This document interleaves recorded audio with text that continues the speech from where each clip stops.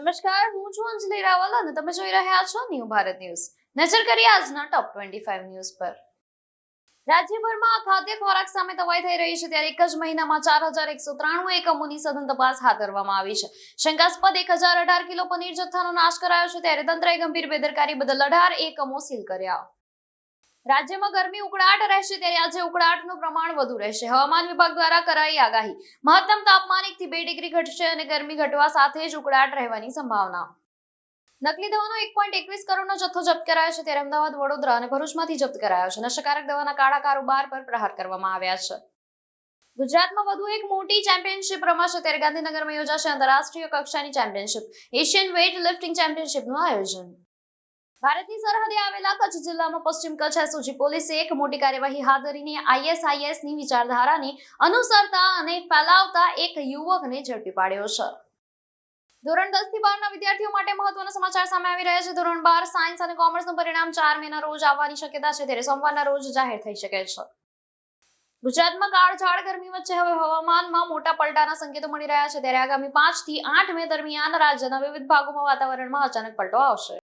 દેશભરમાં કરોડો મોબાઈલ પર એક સાથે એલર્ટ મેસેજ આવ્યો છે ત્યારે સાયરનનો અવાજ સંભળાયો હતો અને ડિઝાસ્ટર વિભાગે ટેસ્ટિંગ કર્યું. રાજકોટ વાસીઓ અને સૌરાષ્ટ્રના પ્રવાસીઓ જેની આતુરતાથી રાહ જોઈ રહ્યા હતા તે લાયન સફારી પાર્કનું લોકાર્પણ ફરી એકવાર પાછળ ઠેલાયું છે. અમદાવાદ પીસીબીની ટીમે વટવા જીઆઈડીસી ફેઝ 2 માં આવેલા ટોરેન્ટ સબસ્ટેશન પાસે એક બંધ ચાની લારી પર દરોડો પાડીને ભારતીય બનાવટનો વિદેશી દારૂનો મસમોટો જથ્થો પકડી પાડ્યો. હોર્મુઝની ખાડી બંધ રાખવાને કારણે દેશમાં ઊભા થયેલા ગેસ સંકટ વચ્ચે એક આશાસ્પદ સમાચાર સામે આવ્યા છે ત્યારે ભારતનું એક super tanker 45,000 ton LPG gas Hormuz હોર્મુઝ ક્રોસ કરી રહ્યું છે.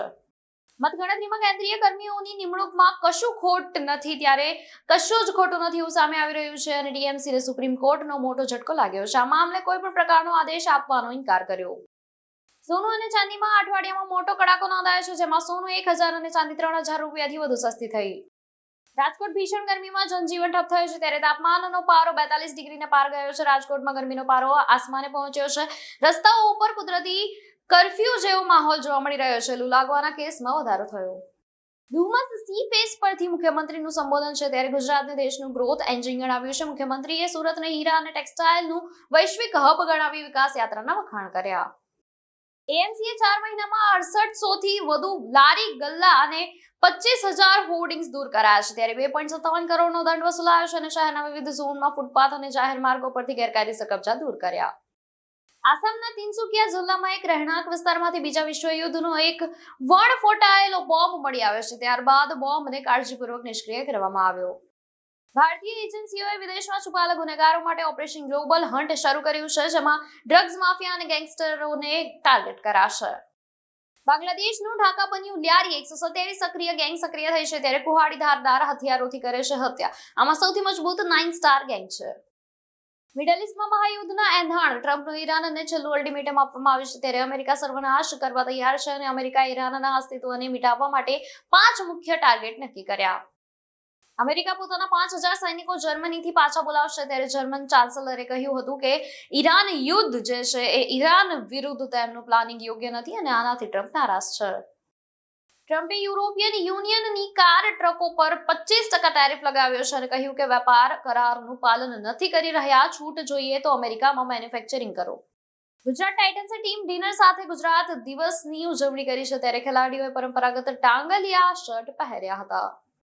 અમેરિકી વાયુસેના F-16 લડાયક વિમાનોના રડાર અપગ્રેડેશન અને ટેકનિકલ સપોર્ટ માટે $488 મિલિયન નવા કોન્ટ્રાક્ટની જાહેરાત કરી. અલ્હાબાદ હાઈકોર્ટે રાહુલ ગાંધી વિરુદ્ધ એફઆઈઆર નોંધાવવાની અરજી ફગાવી દેતા લોકશાહીના મૂલ્યો અને અભિવ્યક્તિની આઝાદી પર વિશેષ ભાર મૂક્યો. ટોપ 25 ન્યૂઝમાં હાલ માટે બસ આટલું જ. વધુ સમાચાર જોવા માટે જોતા રહો ન્યૂ ભારત ન્યૂઝ. નમસ્કાર.